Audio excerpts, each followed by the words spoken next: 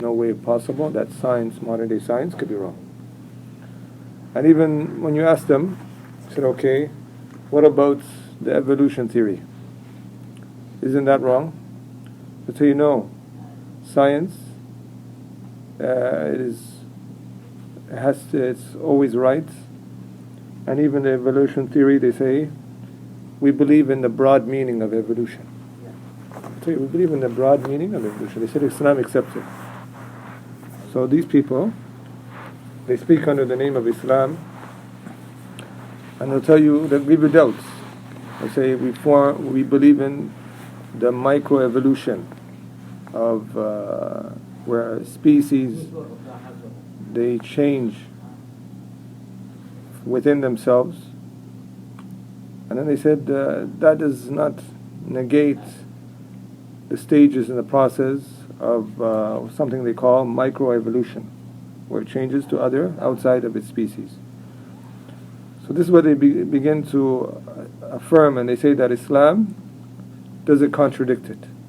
They say the only thing that Islam contradicts from evolution is that our father Adam was from monkeys, as well as they're trying with evolution generally is implying that it was from something before.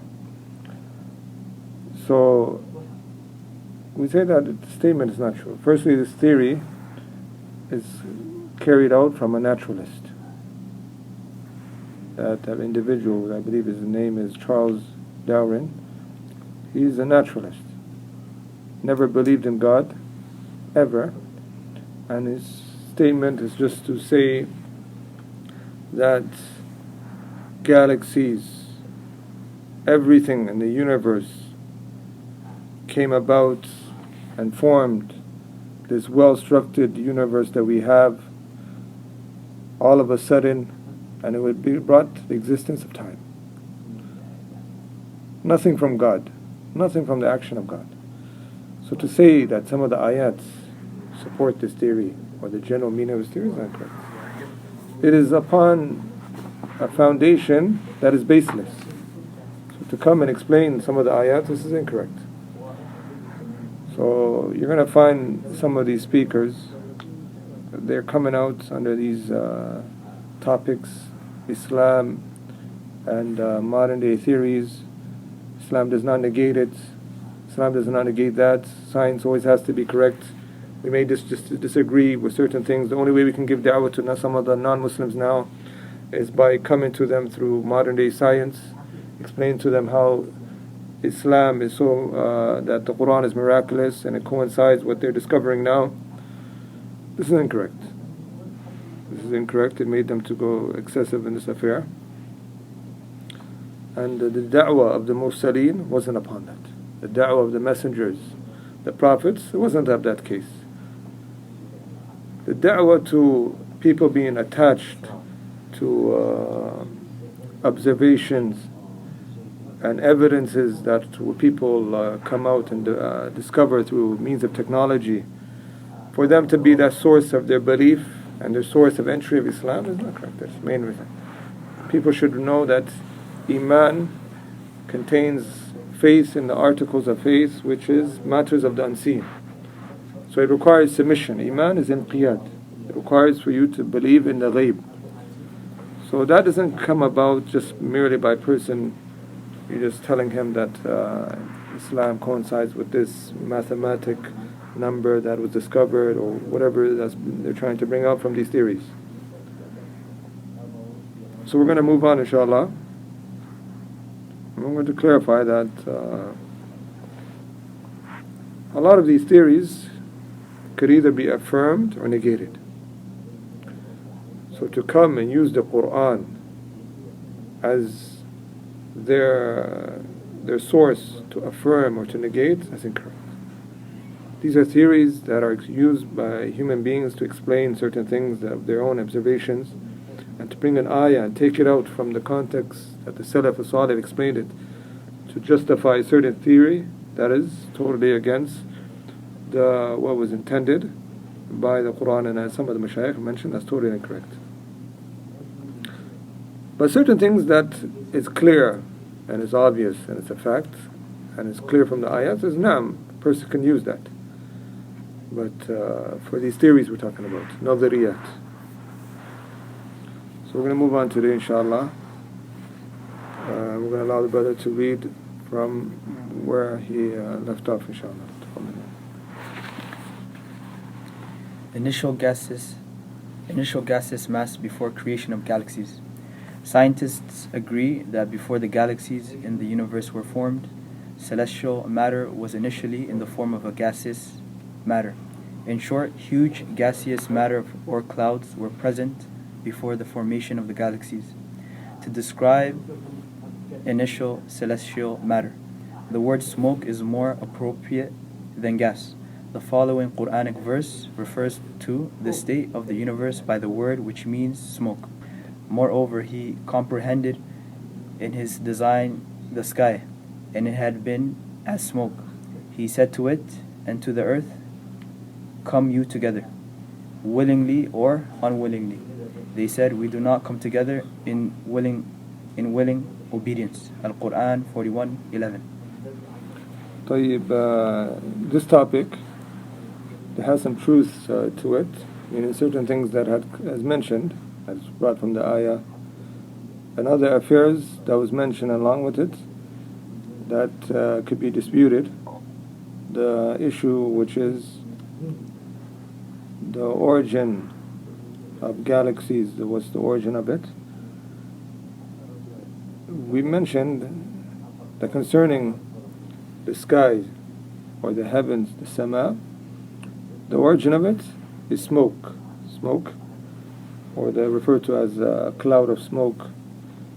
And they say, as the scholars have mentioned, that this smoke, it appeared and it came about from what was evaporated of the water. And where was this water? Some of them mentioned that this water was the water that existed, that Allah's throne was above the water. So it said that it came from that, this bukhar, this type of gaseous element that appeared from the water. And there then Allah subhanahu wa ta'ala created the heavens from that material, from that substance. But as for the earth, because this is what they're saying that everything else was created from that. This could be looked into, because when we look at some of the quotes of some of the scholars, for example, Ibn Rajab rahimahullah, he says, Allah subhanahu wa ta'ala khalaqa as-sama min ad-dukhan, that Allah created the heavens from smoke. Wa khalaqa al-ard min al-ma, and He created the earth from water. Wal jibal min mawj al-ma, and He created the mountains from the waves of the water. So some of them have mentioned that the earth was created from water.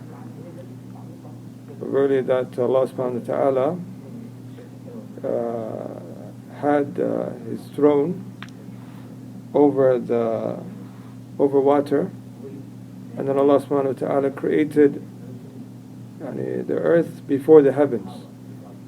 So there's some of them are saying, as it comes to some of the hadith and narrations, that the origin is كل شيء خلق من الماء.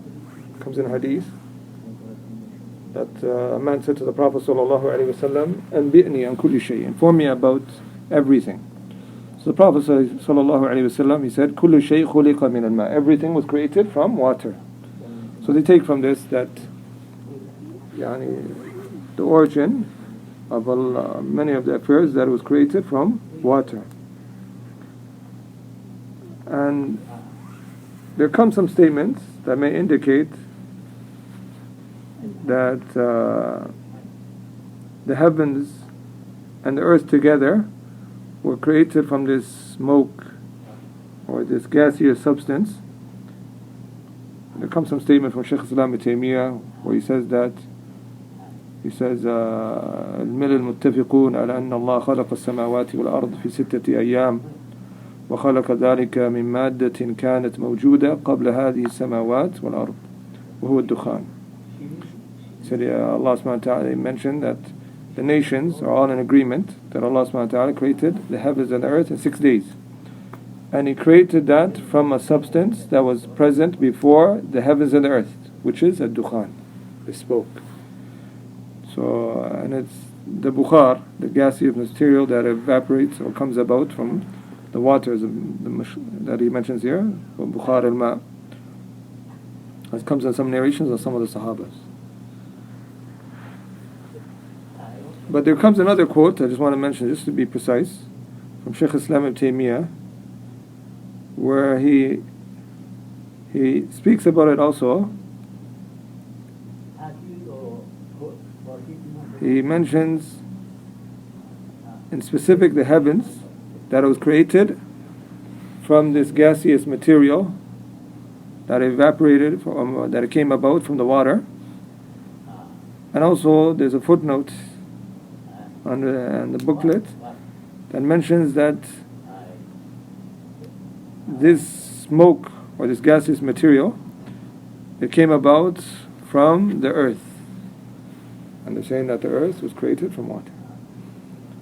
So this is different from what they may say about it, that some of these things burst about from dust particles and certain things just came about.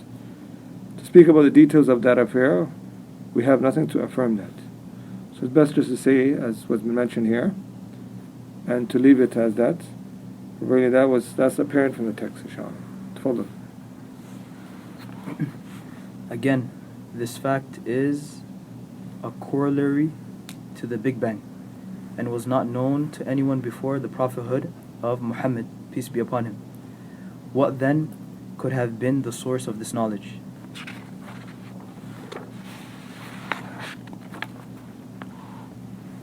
And sometimes using these things as a proof or a reason for them to accept Islam could be disputed, because they can tell you, we found in our own books that attest to this.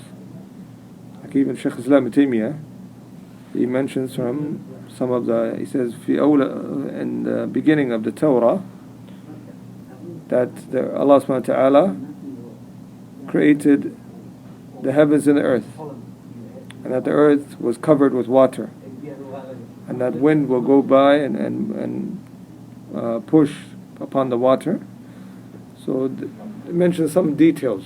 So they can come about and say, our book, the Bible or the Old Testament, says this and that. So why is it different? For that reason, it's very important to come to them with the approach, how the Prophet ﷺ came with the approach.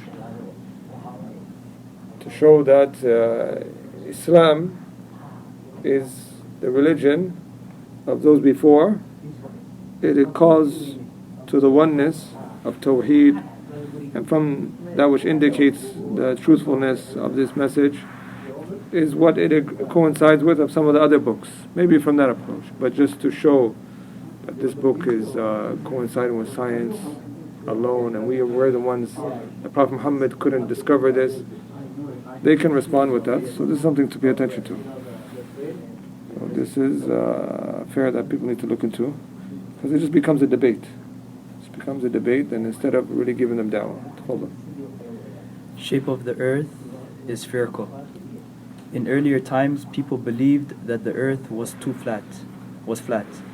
For centuries, men were afraid to venture out too far, for fearing of falling off the edge. Sir Francis Drake was the first person who proved that the earth was spherical when he sailed around it in 1597. Consider the following Quranic verse regarding the alternation of day and night. أَلَمْ تَرَ أَنَّ اللَّهَ يُولِجُ اللَّيْلَ فِي النَّهَارِ وَيُولِجُ النَّهَارَ فِي اللَّيْلِ.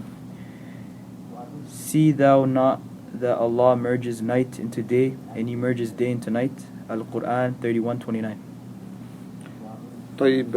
Some of these testimonies of their own, who testified maybe in the 15th century that the earth is round and it's not flat, a group of them used to hide this. It just became widespread later on. And they mentioned there was a time and an era where a group of the Catholics would exile and go against anyone that would use modern day science to use as a standpoint. For maybe that was probably the reason, but generally some of them, even their own astronomers and people of their own, would go against this theory that the earth was round.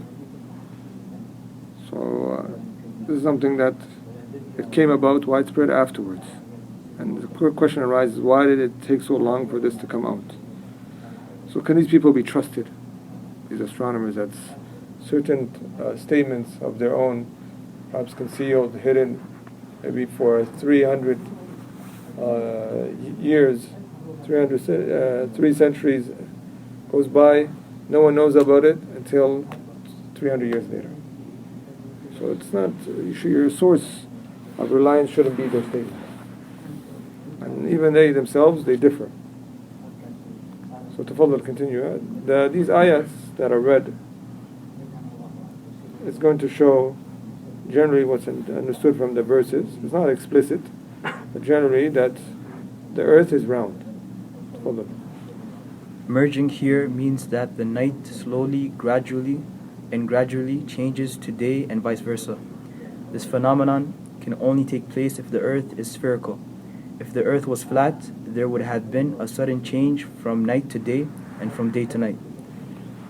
This part of being the earth is round, some scholars have quoted a consensus upon that all the scholars agree.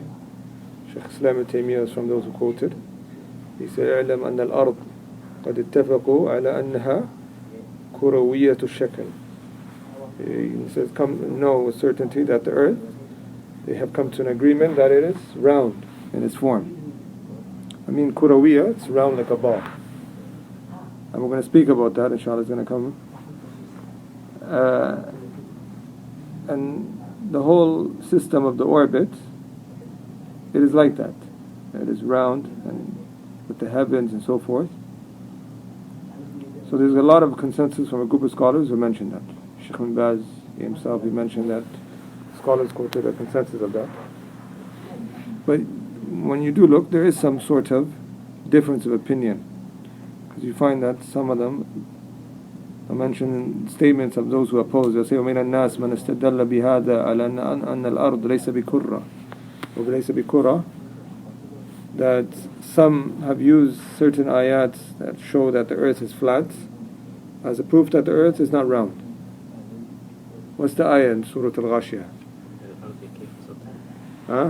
وَإِذَا الْأَرْضُ كَيْفَ سُطِحَتْ. And the earth, how it's been made flat. So they have responded, the other scholars have mentioned, they said, from an eye's distance it is flat. They said in the eye's distance it is flat, but in reality it is round. And they mention a lot of statements concerning that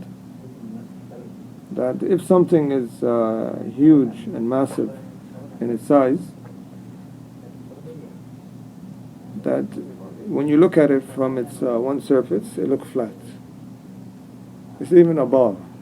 When you look from the top of the ball, it looks flat, but in reality it is round. So this is what they mentioned, to combine between both. So this affair is it's a matter a person will just clarify briefly from what's apparent. And because some of the non-Muslims, they will try to take certain ayats that show that the earth has been spread and laid down flat, to show that the earth, that the Quran doesn't say that it's round. So it's good to clarify in this perspective so they understand. But this is the problem when people make these theories or these statements of the source of da'wah, it opens doors for people to come out and start mocking and looking for certain things. It becomes udhuka. Like some of the mashayikh, they said people just to open up and say, look, you said the Quran supports this theory, but another time it says that. So how does that? That should be avoided in the first place. To try to support these theories with the Quran, just say that what's apparent from the text of the Quran is that the earth is round, and the consensus of a group of scholars have mentioned is upon that, and this is what is apparent. Moving on with that, inshallah. Tafaddal. The following verse also alludes to the spherical shape of the earth. خلق السماوات والأرض بالحق يكور الليل على النهار. He created the heavens and the earth in true proportions. He makes the night overlap the day, and the day overlap the night.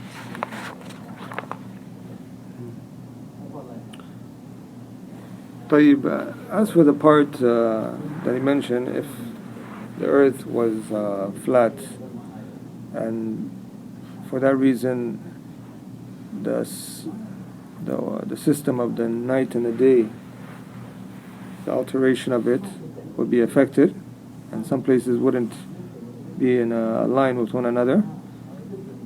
Because here Ibn Qayyim mentions that, he says the hikmah في طلوع الشمس على العالم.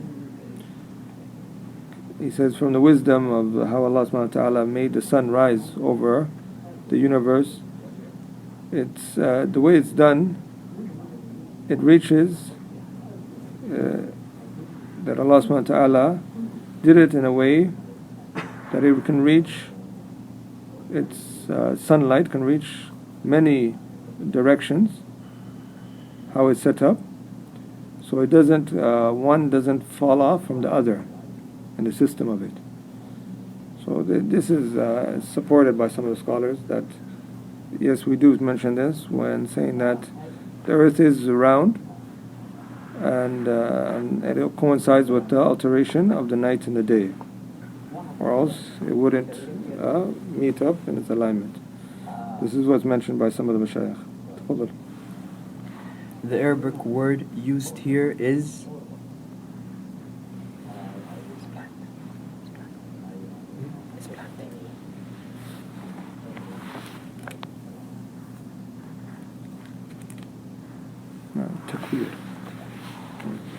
The Arabic word used here is takwir, meaning to overlap or to coil. The way a turban is worn around the head, the overlapping or coiling of the day and night can only take place if the earth is spherical. The earth is not exactly round like a ball, but geospherical, i.e., it is flattened at the poles. The following verse contains a description of the earth's shape. وَالْأَرْضَ بَعْدَ ذَلِكَ دَحَاهَا. And the earth, moreover, He has made it egg-shaped. Al-Quran 79:30.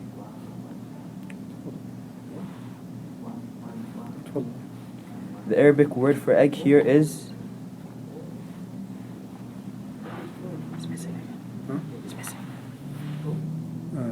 Dahyu. The Arabic word for egg here is ad-dahyu, which means an ostrich egg. The shape of an ostrich egg resembles the geospherical shape of the earth. Thus, the Quran correctly describes the shape of the earth, though the prevalent notion when the Quran was revealed was the earth was flat. This is mentioned by a lot, even Muslim scientists, that they say this, that the earth is not completely round like a ball. This is what they say. And they mention a few affairs. And maybe if you can, is it being that what's upon it of the mountains and so forth, how it's designed, it resembles the shape of an apple, some of them say. Some say the shape of an apple. And this is they saying that we have observed this through images, that the earth is in that shape. I'm going to read some speech here of what's concerning that, inshallah, so we can understand where this is coming from.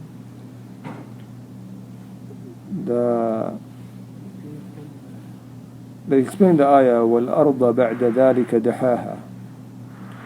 But this ayah, they translated it by saying that the earth, after that we made it into an egg shape. This is not correct. Verily, the tafsir of this ayah, dahaha means basataha. Allah spread the earth out and made it easy for plantation and growth.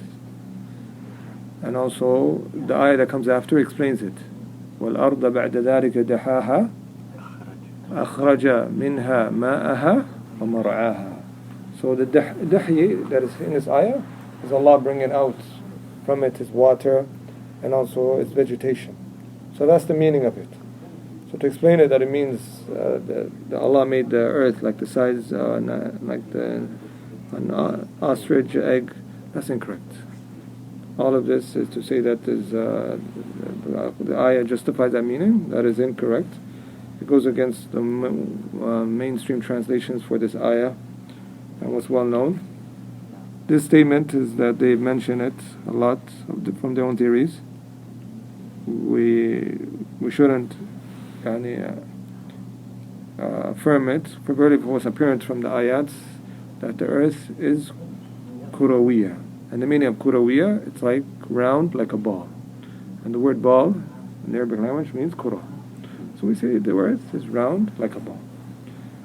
And these other statements that they mentioned, that it resembles like this type of an egg and so forth, we should avoid affirming that, because they're speaking about certain things that are based upon estimation. And on the north equator, on the south equator, this and that, all of that is predicaments of their own, inshallah. We should not rely upon it. Hold on. Moonlight is reflected light. It was believed by earlier civilizations that the moon emanates its own light. Science now tells us that the light of the moon is reflected light. However, this fact was mentioned in the Quran 1400 years ago in the following verse. تبارك الذي جعل في السماء بروجا وجعل فيها سراجا وقمرا منيرا. Blessed is he who made constellations in the skies and placed therein a lamp and a moon giving light. Al-Quran 25:61. The Arabic word for the sun in the Quran is Ash-Shams. It is also referred to as just keep reading it, okay, which means a torch, or as meaning a blazing lamp, or as which means shining glory. All three descriptions are appropriate to the sun, since it generates intense heat and light by its external combustion. This topic, and we say, as the ulama have mentioned, that the moon sources light from the sun. They use the word mustamid, and Ibn Qayyim mentioned this, Shaykh Muhammad Salih Uthaymin, that the moonlight is sourced out from the sunlight. Without going into details of what they've mentioned, for really those other details hasn't been proven, a lot of it, and there's theories that can be affirmed or negated. Hold on. The Arabic word for the moon is Al-Qamar, and it is described in the Quran as, which is the body that gives, i.e. reflected light. Again, the Quranic description matches perfectly with the true nature of the moon, which does not give off light by itself, and it is an inactive body that reflects the light of the sun. Not once in the Quran is the moon mentioned as, or, nor the sun as, or. This implies that the Quran recognizes the difference between the nature of sunlight and moonlight.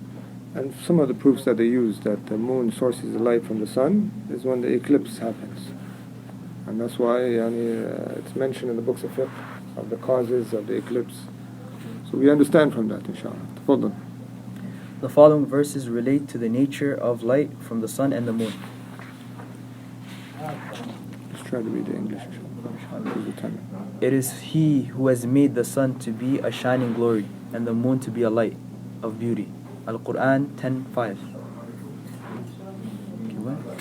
So it comes that the wording of the Shams is described as mudhi'a, daw, that type of light. So the burning light or this light of the sun, and the nur or the qamar is referred as qamaran munira with the word nur. So when you look at these wordings, they're mentioned differently, always with the description of the moon and the description of the sun, with these two wordings. So they take from this and also from the hadith relating to the eclipse. So we do say that the moon is takes the light from the sun. Allah. Do you not see how Allah has created the seven heavens and one above another, and made the moon a light in the mist, and made the sun as a glorious lamp? Al-Quran 71:15-16. Yeah. The glorious Quran and modern science are thus in perfect agreement with the differences in the nature of sunlight and moonlight. Have you done the topic? Or? Yeah, the topic. So if you can read that paragraph again, once again. Right here. No. The glorious Quran and modern science are thus in perfect agreement about the differences in the nature of sunlight and moonlight. طيب, inshallah. So at the end of the day,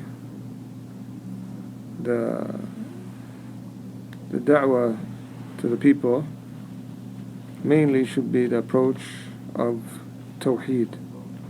Explain them the concept of La ilaha illallah and the purpose of life. That should be the greatest approach. When people are explained to them the purpose of life, these affairs should be secondary. People now have delved into these issues and made them their issues of debate. And this one argues with this wording and that one argues with that wording. And they all miss out on the main purpose and objective in giving da'wah. People just becomes a back and forth about certain wordings. Let's really focus on our da'wah on the main concept, which is أَنِ اعْبُدُوا اللَّهَ وَاجْتَنِبُوا الطَّاغُوتِ, to worship Allah alone and to avoid the false deities. Wallahu a'lam. Subhanakallah bihamdik. Ashhadu an la ilaha illa anta astaghfiruka wa atubu ilayk.